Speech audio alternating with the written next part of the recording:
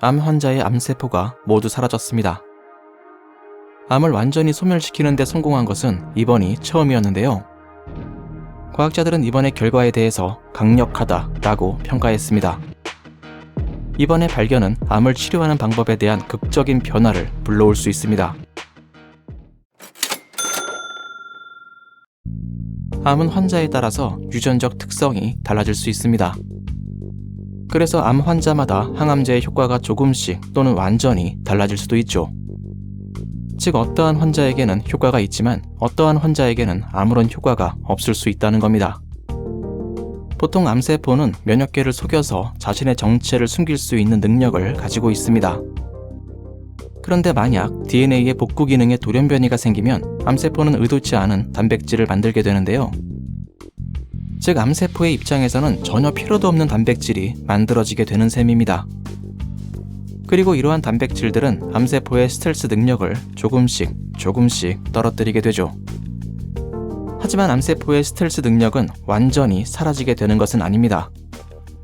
그래서 우리의 면역력만으로 암세포를 막아내는 것은 역부족이라고 할 수 있습니다.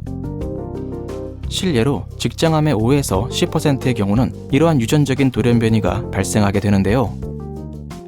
이렇게 암에서 돌연변이가 발생되면 약물이나 방사선 등의 치료법이 잘 통하지 않게 됩니다.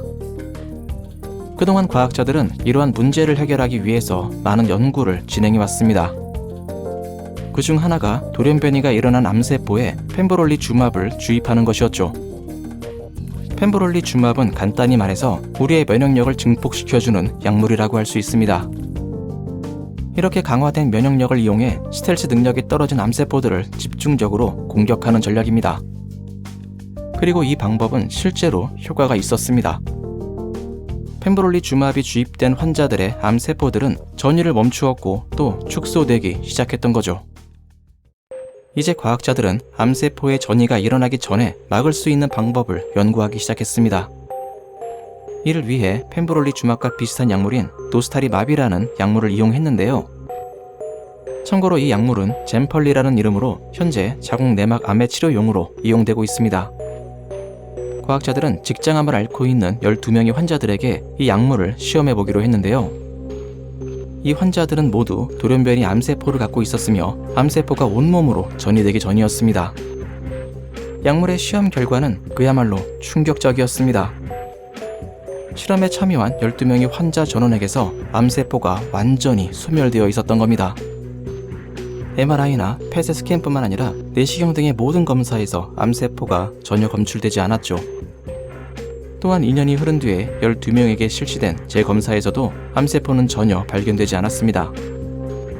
뿐만 아니라 12명 모두에게서 심각하다고 볼 수 있는 수준의 부작용도 발견되지 않았는데요. 그동안 수많은 항암제의 임상이 진행되어 왔었지만 암을 100% 소멸시킨 경우는 이번이 처음이었습니다.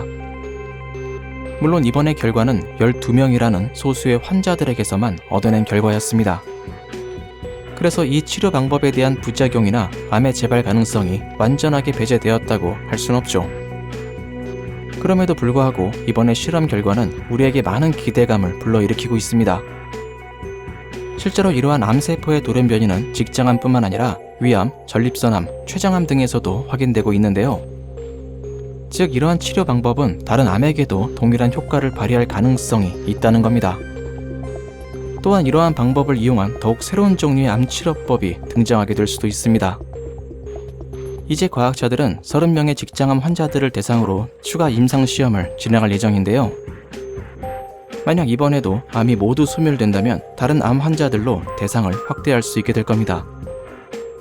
암을 치료하는 방법에 대한 극적인 변화가 이제 막 시작되고 있습니다.